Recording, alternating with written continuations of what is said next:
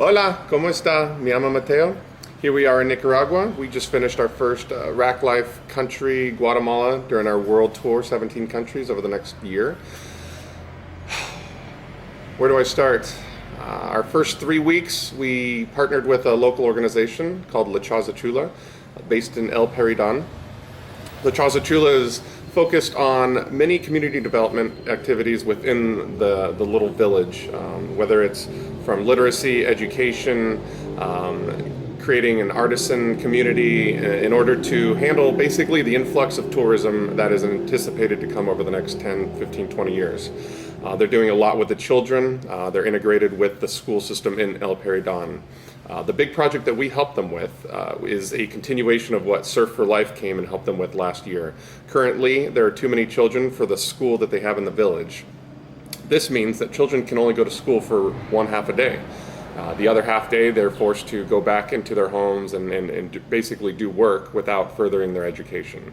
But these kids want to go to school. So what Surf for Life did was help create the new school across the village, so the older kids could go for a full day in the new school and the younger kids a full day in the younger school. However, some things that never cease to amaze us as Americans when we go travel to other countries, the government would not let them open the new school until there was at least a large wall through the front of the school. This large wall is about 40 to 50 meters. It needs to be 6 feet high. So what RAKlife did and our volunteers is basically build the wall for them. One might think that a wall is a pretty simple thing to construct. However, when there's no machines and there's no kind of technology to help grow a wall, everything's by hand. We do the measurements through a string, and everything's through shovel, even making the cement. And I mean, it was a lot of hard work, but it was worth it to interact, especially since I don't speak Spanish, with the construction workers, and they don't speak English. So it was a lot of fun, a lot of dancing, a lot of music, and a lot of hard work that was put into it. One of our favorite things to do during our time in Guatemala is visit the Guatemala City trash dump. Through the power of social media, a wonderful girl that lives in the city named Ali reached out to us and told us about the trash dump and the situation. And it's basically 14, in a city of 14 or 15 million people, this is the largest trash dump in Central America. All the trash in Guatemala City gets dumped in this one specific location. Because of the poverty in Guatemala, there are thousands of families living in and around the dump in order to basically get food to survive.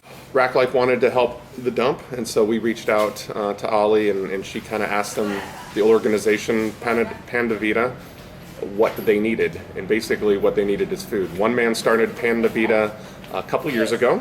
Today he feeds over 250 to 300 children every single day through food donations and gifts from people that live within the city. And so we were able to donate hundreds of dollars of food through, the general RAKlife fund, as well as other individual donors that we got for this story. So RAKlife couldn't have been happier to even make a small difference in these children's lives. And one thing that we realized, these are the poorest people that we've ever come across during our travels, is that these children still, like every other child across the world, just wanted to be loved by their parents and by the world, basically.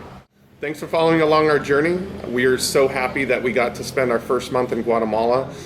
Now we head to Nicaragua.